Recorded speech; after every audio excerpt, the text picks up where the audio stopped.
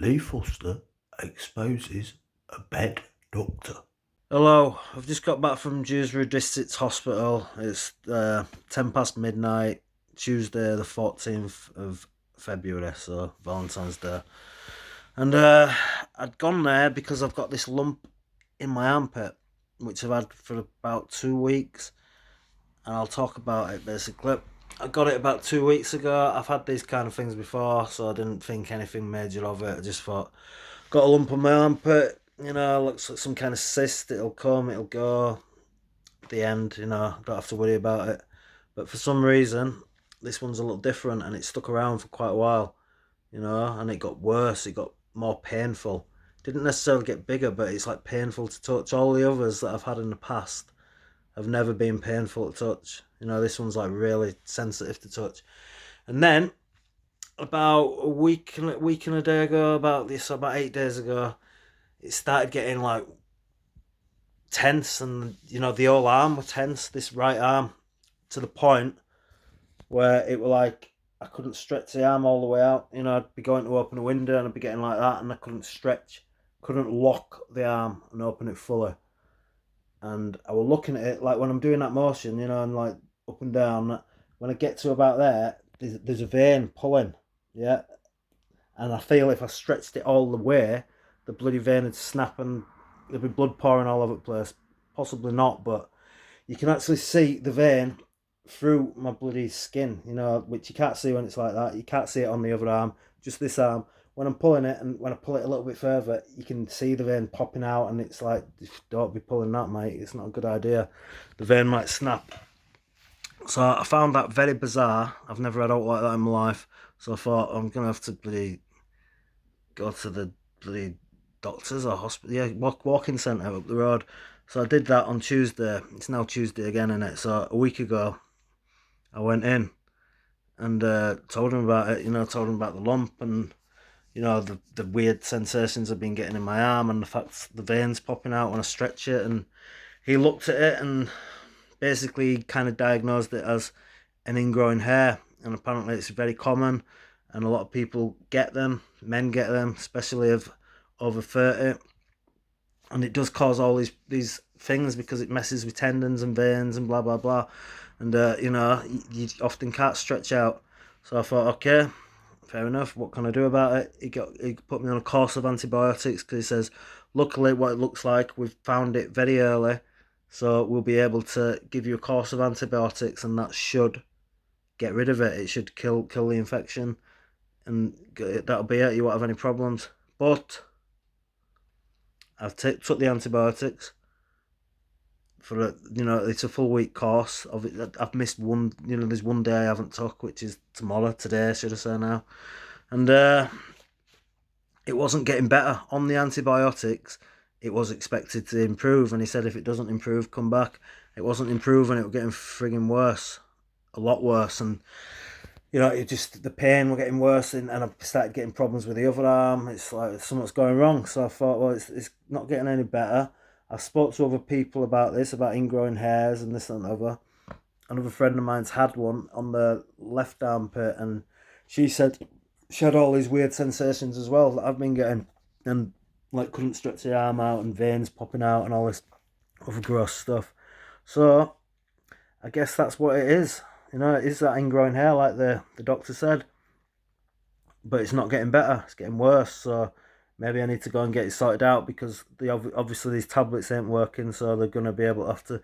Hopefully they can do something else, like intravenous or something. Sometimes they cut them out. That's what they did with another mate of mine who's had an ingrowing hair and an abscess pineal, I believe it was called, something like that. Anyway, which was near a bum, for want of a better expression, for their ass, yeah. Anyway, long story short, I thought, right, I'm gonna have to go up because this is getting really bad.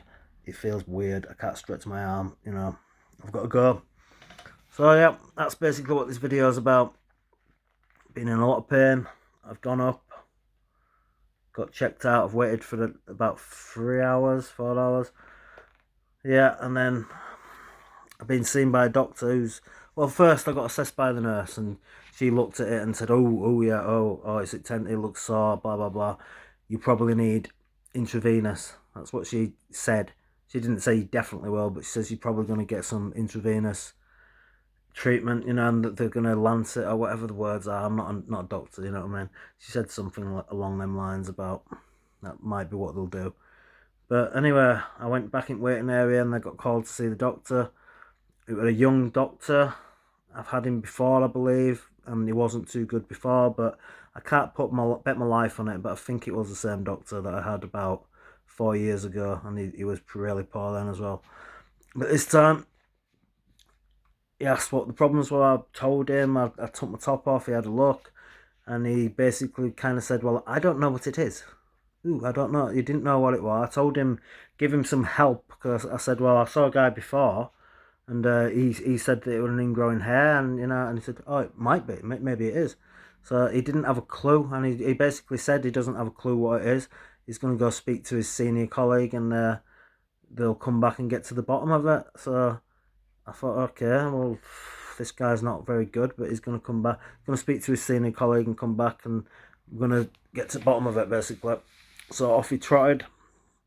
And I don't normally do this, but because, you know, I've got dyslexia, sometimes I forget things. So I thought this senior guy's going to come out, he's going to be told, he's going to know what he's doing when he comes back and what to look for, because the senior guy's going to have advised him. And he's going to tell me what it is, what I need to do, what's the treatment. So I thought I'd just press voice record so I'd be able to get it, because being dyslexic, sometimes I forget things, you know.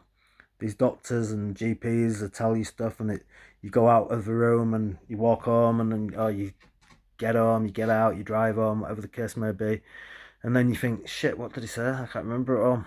And that's why I thought it would be good to record it, then it's there in case I do forget it, like I sometimes do with having dyslexia. So that's why I did it. I pressed record on the voice recorder and on one of my phones in my pocket, and off he came in to basically say he doesn't know what it is, but that's it, see you later, pretty much. That's pretty much what he said. I'm going to show you the recording after I've finished talking. So he's basically said he doesn't know what it is. Go see a GP if it gets worse. I don't think there's anything to worry about. Take painkillers. Finish the antibiotics. I've pretty much finished them, and it's getting worse on the antibiotics. And if it gets worse, come back. And I'm like, well, it's got worse, that's why I came back. I won't get anywhere with him. You're going to hear the voice recording and think, he's basically done nothing. The guy that I saw before, previously, knew a lot more than him, clearly. You know, he diagnosed it as a ingrowing hair that's causing this problem. These things kind of need to be treated pretty quick, because they get worse and they get worse. He said that his senior guy advised him to tell me to go home, do nothing, rest, take tablets, whatever, take painkillers, finish this antibiotic. It's all 2 tablets left or whatever I've got. And if it gets worse, see my GP. So basically, they've done absolutely nothing. I've waited for like 4 hours for nothing. And it's pretty poor. And this guy is really poor. You know, as a doctor, I think I've had him once before, and he was really poor then, extremely poor. And he's done it again. And I guess I'll play the voice recording very soon. But yeah, before I do it, is there anything else? I guess I don't think I was as tough as I should have been with him. You know, I think I just kind of. I'm normally not like that. I'd normally said, you know what, I'll need a second opinion. I'm going to stick around, because he was kind of urging me out of the door. It's not like I just walked away and took his bullshit and thought, oh yeah, okay, that's it, fair enough, great, yeah, there's no wrong with me, yeah, all right, yeah, bye. You don't know what it is, yeah, oh, it must be nothing then. I didn't do anything like that, but I should have probably stuck around and said, right, you know what, I need a second opinion. I did kind of say that, and like, can I get a second opinion? And he said, well, your GP's your second opinion. And I'm like, can I get a second opinion? Well, my senior workers told me that that's what he's recommended, but I probably could have been a bit more tougher and stood my ground and said, well, you know what, I've waited a long time, I'm not leaving here until I speak to someone else. I'm very dissatisfied with your service, so I need to see someone else. I probably should have, could have, would have done that. I'm not normally a guy who just walks away that easily, but I didn't walk away super easy, but I didn't really put much into it. And I thought when I left, I was thinking maybe I shouldn't have done that. I should have just stuck around. Should have got the guy's name. I should have done that. But I knew that I'd recorded it. I guess that was something. So I thought I've recorded it, so I'm gonna expose the guy a little bit, you know. So, and I can always just go back and see a different one. I don't want to see that idiot again. So I am gonna have to go to my GP tomorrow because I can't go on like this. I'll show you the frigging arm at the end of the video if I can get some good lighting. If not, I'll do it another day. You know, I'll do it in the morning or something. This is a crap phone. It's hard to it's hard to show it on the phone. I was trying to show it to someone on the phone the other day, and it was hard to get it to pick up. It's more something you feel, and you got to get the right lighting to see it. It's better during daylight. But like I was saying, can't remember what I was saying, to be honest. Basically, the guy were shit. I should have stuck around and got another opinion and blah blah blah, but I didn't. I left, and I've got the recording, and here it is. Tell me what you think. I've just been having a chat with my senior. Alright. Yeah. I'm not completely sure what's going on, but I don't think there's any particular concern at the moment. Okay. Like the colleague we saw last week. Yeah. It could just be related to finger and hair. Yeah. Or a very simple cyst. Okay. Yeah. Usually not much to do about it. Okay. So just try some basic pain relief. I want antibiotics. Give me a course of antibiotics. Yeah. It's almost run out now. It's running out tomorrow, so. Yeah, that's fine. Yeah. Just try some simple pain relief as well. Yeah. I think if it doesn't get better once you finish the course of the antibiotics over the next week or so. So you talk about tomorrow? Yeah. So, No, I mean after that. Oh, a week after. Yeah. Okay. And make an appointment with your GP. Yeah. All right. I think they're the best people to follow this up with. Yeah, I can't stretch my arm. No. It's strange, isn't it? Yeah. I mean, the course runs out tomorrow, so Yeah. I presume, I can't imagine it's going to get better after I've finished taking tablets, is it? So, yeah, I don't think I want to wait another week getting worse like it's getting now. Yeah. You know, it's going to get to the point I can't move it at all. Yeah, I mean, But it should get better once you finish the antibiotics. I appreciate you finish tomorrow. yeah. But yeah. Yeah. You have to finish it's important to finish the full course first. Yeah. Before we then are able to reassess it properly. Well, that's it, yeah. I'm finished tomorrow. Yeah. It's been getting worse taking the antibiotics. Yeah. You know, that's normally you'd expect it to get better on them, but it's got worse Yeah. since I've been taking them. Yeah. Okay. Alright. If you're feeling more unwell, you're feeling very feverish, you're feeling generally unwell in yourself, you're struggling to sort of do your daily routine, what you normally do day to day, then come back and see us. Well, yeah. Alright. I'm feeling that now, that's why I came here, you know. Yeah. Because of this situation, the vein. You've seen. I mean, I can't, walking around like that, it's a strange feeling, isn't it? Yeah. I can't do anything. It may like just that, be really. referred pain from your armpit. Yeah. Alright. But you've seen it, the physical thing of it, you know, the actual vein itself. Yeah. So something from the armpit is causing that pulling of the vein, isn't it? Clearly. Yeah. You know, but you don't know what it is. No. Okay. Alright. Yeah. It's not very satisfying to be honest. No, I'm sorry. We don't always get to the bottom of it, but you don't need to be admitted to hospital or to do any urgent investigation. Yeah. But if I go to the GP, they'll probably send me here anyway, like they have. But they'll probably send me in the right direction. Yeah. We didn't take any blood tests, did we? No. No blood. That's fine. Alright.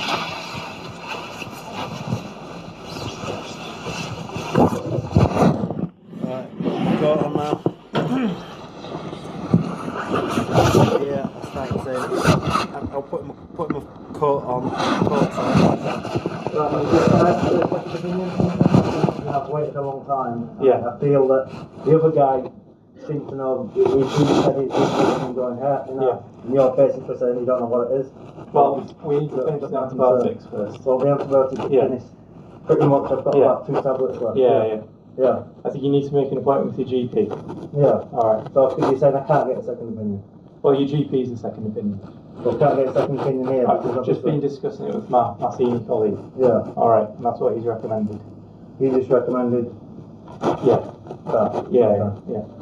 So yeah, I guess that's basically it. He's like saying, I asked at the end, "Oh, can I get a second opinion?" And he's like, your GP's your second opinion, and yeah, that's it. That's the recording of it. There was nothing satisfying about that whatsoever. You know, you don't expect to be waiting in A&E and to get a guy who says, "Well, I don't know what it is, but I'll go speak to my senior guy," and then he's just come back and said, "Go." They both don't know what it is. Maybe it's an ingrowing hair. It's just shit, innit? And let me turn this around. Does it turn around? Boom. I'm still recording. Yeah, like I say, I think I've had that guy once before. I won't bet my life on it or bet my kidneys on it or my anything on it, to be honest. But I think I've had that guy once before, about 2018. And he was pretty poor then. I'll briefly say what I think he did. If we can do anything bloody briefly, I'm rattling on a bit here. Briefly, I got a viral infection when I moved to this flat. I decorated it myself. You know, I put the wallpaper up. It's a bit of a shithole, to be honest, but I put wallpaper up, painted, set a load of furniture up, you know, blah, blah, blah. I was pretty worn out, and I got some viral infection. And I felt ill as hell. You know, it was just at the same time as my daughter Hope was born, and I went to register, and I was just really unwell. I was shivering and everything. And I thought, you know what, this is bizarre. I was like shivering every time I got up. And I went to the hospital, and I had a viral infection. Yes, that's what they said. But I saw this guy, and they were investigating further, and you know, he basically kind of diagnosed me with HIV. 100%. My mate Joe were there, and because I had swollen lymph nodes and stuff, and my mate Joe was there as well, and he was like, "I think there's something we need to tell you. Do you mind? Do you need? Maybe we need to talk to you on your own." Because he'd done all the investigations. He asked about if I were promiscuous and blah blah blah, and there were swollen lymph nodes. You know, I had feverishness, temperature, blah blah blah, and he said, I can't say, but he actually said a percent. My mate Joe, I said she don't need to go, she can stay here. So she heard it as well. So there's a witness to this. He did say he was like 70% sure it were HIV, but it can be treated now. He touched my leg as well at the time. I said, yeah, it can be treated now. It's not a death sentence anymore. I'm so sorry. Blah blah blah. You know, he really did. That happened on my kids' lives, on my mother's life. He diagnosed me pretty much with HIV. He said, we're doing the blood test, but we probably don't need him, because he's like 70% sure. You know, and even that, he was just being generous. So, you know, so pretty much diagnosed me with HIV. I went home, waited for these results, pretty much thinking, well, it's pointless even waiting for these results, because I already know that I've got HIV, you know, so what's the point in ringing up and finding out, you know, because you already know. He's pretty much give you the death sentence and let you know that. So I waited, and I pretty much had a week while I was waiting for results where I thought I had HIV. A full week thinking I had HIV, because he'd pretty much said that, and my mate Joe thinking the same thing, and it was just a disaster. I don't know if I told my mum. I think I even told my mum about it. Like, thought I'd have to let her know, don't I? But anyway, long story short, thank the Lord, I got the results, because I was waiting for them, and they never got in touch, but whatever. I rang my doctor about it, just to confirm what he'd pretty much said was fact. And they said, no, it's all came back negative. There's no STDs whatsoever, nothing. No HIV, no nothing, you know. And so that happened. And I believe that was the same guy. I can't bet my life on it, you know, because it was quite a while ago, but it was very similar. It looked very similar from my recollection. And I really should have complained then, but I never did. But I believe it was the same guy. But if not, let's just dismiss this, because I can't bet my life on it. But if we scroll back to 2018, and he was the guy that did that, he literally caused me so much stress, and my family a lot of stress for a week, and my friend Joe and all of us, a full week walking around thinking I'm about to die of HIV. I've got HIV, I've got that horrible thing. I was looking up everything about it, you know, thinking, oh, what about if I've got my kids over? I've got to do this, I've got to, you know. Just all precautions that I need to take in life in general, you know. If I cut myself, you know, if I'm shaving, all this weird stuff, you know, if I get a bath, the water, you know, making sure there's no, it's just left over or whatever, all just weird stuff where there's some chance of blah, blah, blah. Anyway, like I say, might not be the same guy, but I think it was. And my mate Joel backed me up on that, she'll remember. So he's a bit of a shit doctor, really, isn't it? And there you go, it's going on a bit, isn't it? Blah, blah, blah. So there you go, that's my first speaking video. I don't normally do this kind of thing, but I guess I thought I need to do something about this doctor because he's pretty poor, and something needs to be done about it, really. If not, oh well, I've done a video for the sake of it, I know. Who's ringing me at this time? Anyway, see you later, mate. Take care of yourself, yeah?